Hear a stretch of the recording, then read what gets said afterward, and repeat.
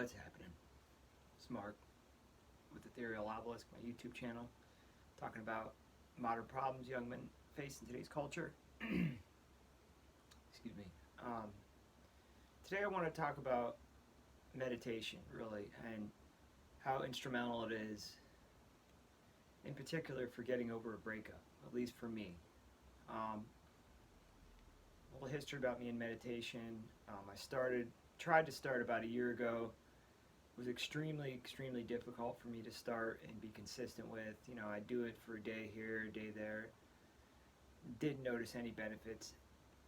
Just assumed it was more mumbo jumbo. I didn't really, doing it and starting off, I didn't really see what the point of it was. It just seemed like a kind of mystical exercise into nothing. That's how I felt. It just felt like, what is this? What is the point of this? How does this help me? And that's more because I think my state of mind at the time was, I want results now. I want, to see how it helps me now. I was too impulse based. I didn't have control over outcomes, my expectation for certain outcomes, because I was too in my feelings, too impulsive to have patience for things. And it wasn't until lately, the last month or so, that I've really been more patient with things and more at ease and more accepting of things that have been going on, that I decided to give it another go and decided to actually be consistent with it and do it not only once a day, but do it 3 times a day for like between 10 and 15 minutes each time. So once when I get up, once in the middle of the day, and then once at night. Do it all 3 times during the day, if possible. But at bare minimum, do it twice a day for like 15 minutes in the morning and at night. Sometimes, in the middle of the day, you're working, you get caught up in stuff. It might not be possible. So I've been doing that for a while now. And man, I haven't even been doing it that long, just like a few weeks, maybe a month now. But pretty quickly, after about a week or so, it's hard to sit down. And I noticed when I first started, I would get anxious, and I'd be like, and the way I would do it is to keep it simple. Just sit down against, like my back against the bed on the floor in the like lotus position with my legs crossed, just sitting up. And what I would do, that I found out worked for me, and I don't know if it's considered transcendental meditation or whatever, but I would just count my breath each time. So I would count 1, 2, 1, 2, and I just do that the whole time. Just count in and out. And even doing that, your mind still wanders off to different things for whatever reason. Your mind just constantly, they call it the monkey mind or whatever, that in Eastern culture, your mind just tends to wander off to different things that are relevant in your life, like issues or small things or big things. But I noticed, my mind would tend to go off, but then I'd catch myself and just go back to the counting and focus on that, and my breath, and just imagine the breath going in and out of my body, in and out, over and over again. Just kept doing it over and over again. And every time I'd get off track, I would just catch myself, not judge myself, and it wasn't too hard on myself this time around. It was just like, all right, you're starting to veer off, get back into the counting your breath, and I would just count in and out, in and out. And eventually, it was hard for the first few times because, I would catch myself either getting lost in different thoughts, or I would catch myself kind of getting this fidgety, anxious feeling for the time to end. But what I noticed was the more that I did it, the more consistent I got with it, the easier it got every time. So the more I would do it, the more I would just be able to do the in and out breathing and counting without getting too distracted. And then even more, the more I would do it, I would start to notice that I wouldn't think about when it was going to end. In fact, I would be enjoying the time without thinking about when is this going to getting anxious for it to end. If anything, when the timer would go off, because I'd set a timer for 15 minutes on my phone, and when the timer would go off, a lot of times I would keep going for an extra few minutes because I enjoyed the feeling so much. Like, you got to get to a point where you start to enjoy it and you aren't anxious for it to be over. And that's kind of the point I finally hit. But for me, I want to relate this to my breakup. Like, before meditation, my mind was just clouded constantly with thoughts, negative emotions, emotional spikes, highs and lows, constantly thinking about the past, constantly thinking about what's going to happen in the future and all this stuff. I would notice that it would basically always be there in one way or another. Or if not my relationship, other things would be constantly coming up in my head. But what I started to notice, it's almost like when you start meditating, your mind, it's like you're strengthening your mind to be, it's like a workout for your mind in a sense. It's like you're strengthening your mind to be more present in the moment and not so caught up in thoughts. And when you do that, I look at it like condition, like, in Pavlov's dog. If any of you know about that, about, operant conditioning and classical conditioning and psychology, they condition dogs to respond a certain way to treats, and that's how you get certain behaviors out of them. I kind of equate it to meditation in that you're kind of conditioning your brain every day to not dwell so much on all these negative thoughts and feelings, not dwell so much in the past, in the future, and you're conditioning your brain to kind of stay more present. And I noticed that you start to see benefits, but it's slow. It's kind of like, it reminds me of like working out at the gym. Like, you go to work out, and it takes a while to build muscle. It takes a while to get in shape, but each time you feel a little bit better and better, and you kind of build on the time before, and you keep building on it. But you got to be, in order to maintain it, you got to be consistent with it. And it's just like meditation. In order to see the benefits, you have to be consistent. You have to do it every day. And for me, I started seeing, maybe it was a placebo, I don't know, but I started seeing benefits pretty quickly after like a week of doing it consistently. Like, just noticing I was more patient, I had less anxiety, less social anxiety, less just anxiety in general, because I don't have a ton of social anxiety, but I have just anxiety. I'm always anxious for the next day or for the next thing to happen. And it lowered my anxiety, it heightened my patience, less emotional highs and lows, like in my thinking. I was just more calm and content at all times. Like, it seemed like, not at all times, but it got better and better for me the more I did it. So yeah, you're kind of conditioning your brain to be more present in the moment as opposed to getting caught up in the past or getting caught up in the future. And it really, really, I can't recommend it enough, especially if you've just got out of a relationship and your brain is clouded by negativity and feelings of resentment and anger and sadness and, whatever it might be. You know how it goes with relationships, with breakups. Your mind's clouded with stuff. And when you do meditation consistently, and do whatever's good for you, but I recommend trying to do a couple times a day, maybe 10 minutes each time, once when you get up and once when you go to bed. And just, the key is you got to be consistent with it. That's what I learned. And now that I've actually been doing it consistently for a while, now I feel like, now that I'm starting to see the benefits that it has, and with doing it consistently, it's like I've got this whole new level of respect and love for meditation and how much it can help you.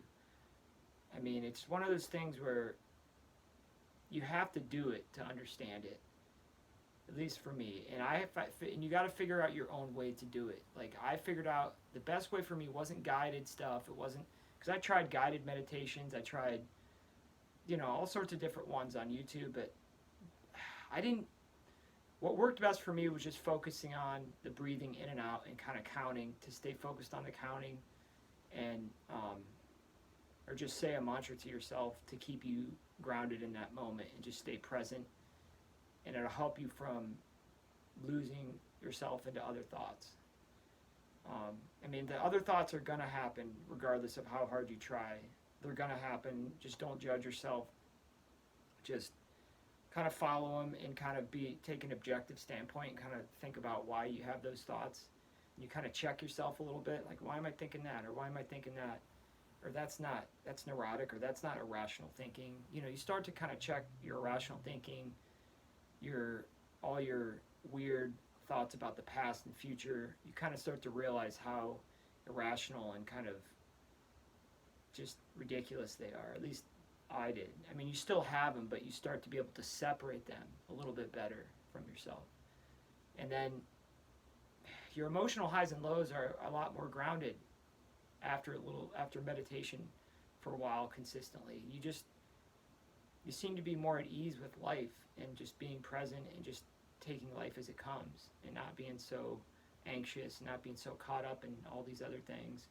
So for me, I honestly think it might be the single best thing I've done since the breakup, like, to help me. It's been doing consistent meditation, and it just, man, it helps with depression too. It helped me with depression. It helped me with motivation. It's just, and you start to notice it in subtle ways. Just think of it like working out. You gotta do it consistently to see the gains, and you might not see them for a little bit, but you got to figure out the whatever practice works best for you. You got to figure out how you can get yourself to do it consistently, because I promise you, you're not going to be helping yourself doing it, once every few days. Or, I mean, you can still try it, but for me, I have to do it at least twice a day, preferably 3 times. Ideally, 3 times for 45 minutes total a day. And I think, that for me is like my benchmark now. It's what I want to achieve, and I've been close to it. I've at least done 30 minutes a day consistently. But I can't stress enough how much this will help you. I mean, you got a lot of people on YouTube and different places and books and stuff telling you just to move on and work on yourself. And yeah, that's all great. And it works. And I have been doing that. I've been heavy working on myself, doing different self-discipline practices, working hard on my jobs, staying busy. But that's not the solution, in my opinion. That's helpful. But I think you got to get your mind right first. And the issue with your mind is that the breakup is like a virus of the mind. Like, it takes over even when you don't want it to. So somebody telling you just to move on is like, that's so much easier said than done when you have these kind of seemingly uncontrollable thoughts about things, and you can't seem to just move on and just focus on it. You can distract yourself, but it's still there. It's still there in the back of your head. Like, you can't move forward really. And I think the only comfort and ease I got was really from, socializing as well, but mainly doing meditation to help clear the clutter out of your head and get yourself more present. I think that's the number one thing you can do when you get out of a relationship to help yourself move on, is to consistently meditate. And I can't stress it enough. Super helpful. At least try it for a week. Try doing 10 minutes in the morning, 10 minutes at night. Do it your way, but the way I did it was just counting in and out, and then just being consistent with it. So that's mainly what I wanted to get out. I think it actually just shocked me how much it's helped me, like, with everything, especially getting over these emotional highs and lows. Like, it's helped me, I feel like, make progress in leaps and bounds, as opposed to where I was before I was doing it, where I was just, and no matter how hard I tried to fight not thinking about this stuff, I kept thinking about stuff, no matter how hard I tried. And of course, over the course of time, time does heal all. Eventually, everybody eventually gets over these issues with their previous relationship with their ex. Some it takes years, some months. I mean, it all depends. But for me, to speed up that process, and kind of at the same time, not only speed up that process, but also be really bettering yourself in every other area of your life, like patience, memory, concentration, anxiety, all that stuff, like depression. If you want to help all those other areas as well, start with a really good meditation practice and just be consistent with it. And you'll see it trickle into other areas. Just the number one thing I would tell you, though, is don't quit and don't give up when you don't see results in the first like week. or first few days. Like, just know that they are coming. You just got to have a little faith that they're going to come.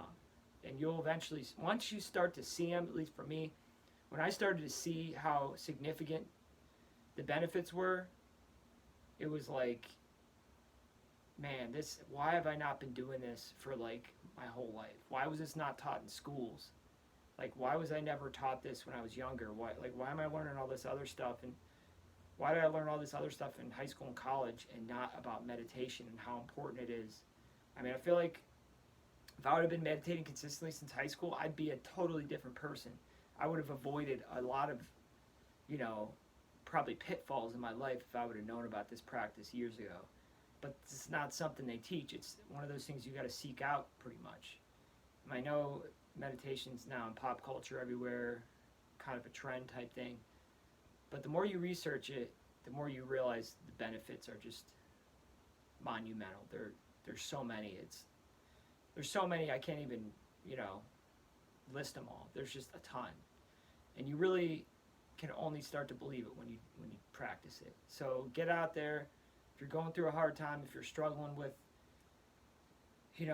depression, emotional highs and lows, obsessive compulsive thinking in general, give it a shot. I mean, you got nothing to lose but a little bit of time. And I'm telling you, I know it's 45 minutes sounds like a lot during the day, but ultimately, even if you're busy, it's worth the time to do it. I mean, you think about people working out and, they do 45-minute workouts. It's no different than working out your mind. People just take it for granted because you can't see it like you can the results of a workout. Yeah, you can't see it physically, but it's there mentally. I promise you. It's the exact same, if not even more important, because, your conscious and subconscious mind, control it all. So think about that and think about giving it a shot and starting it as soon as you can. I can't recommend it enough. But I'm going to leave it at that for this video. Leave a comment or hit me up about it if you have anything to add. And I'll see you in the next video. Thanks for watching.